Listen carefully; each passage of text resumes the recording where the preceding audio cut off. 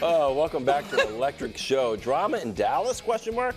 Report from Sean Sharif that Micah has, quote, worn thin with the Cowboys. Trevon Diggs responding with some tweets. Who said that? And that's weird. Shaking my head. Brew, is Micah part of the problem or the solution in Dallas? Wilds, all I got to say is this, or the first thing I have to say is I am so glad that unlike some people on this set, I did not pick the Cowboys to win the NFC East. I am so good, because it's already started. Oh, okay. Micah is not a part of the problem. He is the solution. Oh, okay, we agree there. So why you got to take shots at me? Well, I'm just saying, they're a NFL prediction. Why is this happening? I got lost on that. No, but Nick's been singing the Cowboys praises. Are you back? He said the NFC East. Yeah, it's just that I East. don't believe in the Eagles because I don't believe in, what do you call it, an existential funk or something? so supernatural funk. Supernatural, No, sorry. I mean, Micah, and you guys know, I'm not that big of a fan of him doing. It's a great podcast, but is it? I think it's fun for us. We get a ton of ammunition from it.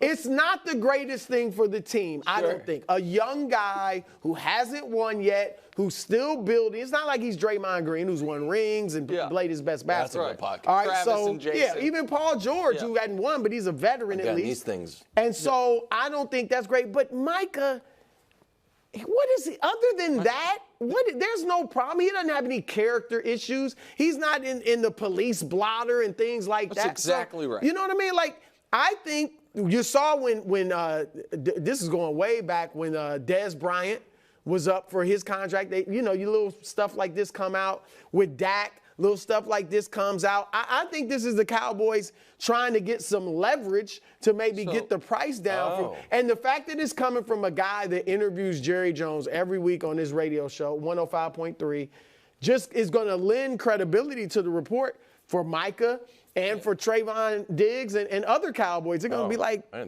he talks to Jerry every week, so you must know he's and even if and I don't think Sean would say, I don't want to speak for him, but that this came from Jerry, but he's connected to the team. He's been doing radio in Dallas for a dozen years, Sean Sharif. And so I do believe his reporting. I think it is nonsense, though. Does that make sense? Like, I think I believe that he is. Someone said it, but they're wrong. But I think that this is, the reason pro football teams have these giant staffs of coaches and support people are to help the actual valuable employees stay in the guardrails and make sure everything's all good. Because whenever in any field where you deal with 20-something-year-old celebrity millionaires with wild talent, they might have some eccentricities that you have to manage. That's fine. That's part of the deal. Micah Parsons is the same age as Bo Nix, who's going to be coming into the draft this year. He's 24-year-old, best player on your team. And he is, I agree with Brew entirely. Like, on the podcast, it's kind of weird because you can argue doing the podcast shows not great judgment, but when he does the podcast, he has shown amazing judgment because he does it every week during the season solo, and he has said nothing. That's a big problem. Trust me, we would have found it. We listened to that thing like a damn congressional record. And so I think sometimes I agree with Brew. The Cowboys do have an organizational reputation for, negotiating through the media, and I don't know if that's what this is or not, but then when we now get to this next story, who's their second best player, who doesn't have his contract yet, it kind of leads me to agreeing with Brew almost entirely. Just to this is a cop-out answer of both. Micah did on the podcast when he was with CeeDee Lamb say that he needs to have more accountability. He lets things slide too often because we know we're good. That's about me. I want to change the culture. So, but that's fine, and I think he's saying that as a player. And that's fine. But overall, I mean, look, when they were winning championships, we know there were issues with that team. But to me, has worn thin is like, to me, that brings to mind like Trevon Diggs stuff. You know what I mean? Like, Yeah, oh my God, this guy is just a pain in the ass in the building. You know what I mean? I'm not trying to take a shot at Stephon, but that's clearly how the Bills felt about him. That's why they traded him.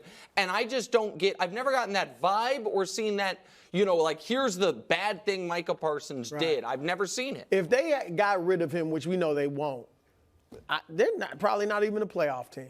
Well, yeah, he's the best player on their team. I think that's fair. Yeah. Meanwhile, on the offensive side of the ball, there's a report that there might be a holdout looming for CeeDee Lamb. The dynamic wide receiver is on the final year of his rookie deal and may miss the voluntary spring workout, which by literal definition is voluntary. Cowboys social media team doing their part, however, saying, hey, happy birthday. Is this a sign, the holdout looming, not necessarily the social media post, that the Cowboys are in trouble? Well, here's where I think the Cowboys are in trouble. I have argued that they are a well-run team in regards to their drafting.